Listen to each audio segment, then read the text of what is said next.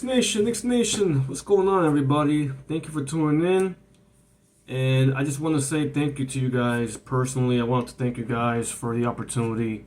To you guys watching my videos, of course. I just started this channel about I would say about a year and a half ago, 2 years ago, roughly, and really wasn't planning on pursuing anything on it. Just wanted to start it.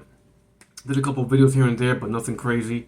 I'm starting to get back into it again. So whenever I relate myself on Instagram, I'll post on Instagram normally, whatever, and I'll have you guys come to this channel on YouTube if you can show your support. If your heart desires it, you can like, comment, subscribe to the channel, just so I can start growing it, and so I can just grow it and build it, little by little, of course. So anyway, I wanted to talk to you guys real briefly about the Knicks roster spot, okay? Now, I don't know if you guys know this or not, but the Knicks have been heavily debating on who to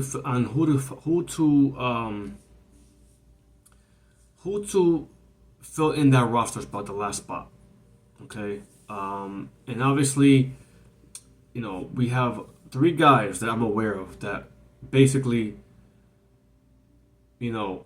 is in that conversation, okay? You got obviously Marcus Smart, which obviously you guys know. I'm a fan of Marcus Smart. I wasn't a big fan of him when he was with Boston, I'm not going to lie, because I couldn't stand playing against him. I couldn't stand when the Knicks played against him. I just couldn't stand him. But he plays really hard. He can still play. He's still pretty young. He's been hurt, obviously. We know this. He's been hurt past couple years. I know last year with Memphis, I believe he was hurt. I think he got hurt in the beginning of the season, if I'm not mistaken. Correct me if I'm wrong, but he did get hurt, I believe, last year in the beginning of the season. And he didn't really play almost all season. He played a couple of games here and there, but he didn't play a lot of games. So I feel like if he ends up in New York, if he gets bought out by Washington and he gets the vet minimum, I think he'll take it, and I think he'll be happy because he's going to compete for a championship. All right, let's just keep it real. The Knicks are, they're a championship team, and they have an opportunity to do something special this year, especially with Mike Brown on deck, running the team. And of course, we have Landry Shamet, who played with us past couple of years, I believe, if I'm not mistaken. And actually, wait a minute, I'm lying. I think Landry Shamet, he only played 1 year, I believe, because he didn't play 2 years ago with us. Anyway, sorry guys. So yeah, long story short, Landry Shamet is definitely another opportunity, another person that the Knicks are still interested in, still, regardless. Because again, from what I heard today, Ian Bentley said it himself as well, that the Knicks are still interested in Landry Shamet still. So they're looking at him, they're looking at Marcus Smart. And believe it or not, guys, the other person that they're interested in, I'm sure you guys have heard, and he's still a possibility, is Ben Simmons. That's right, guys, Ben Simmons.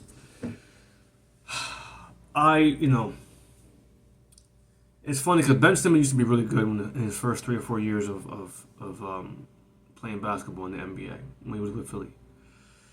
He's just dramatically dropped so much. He's just not who he used to be.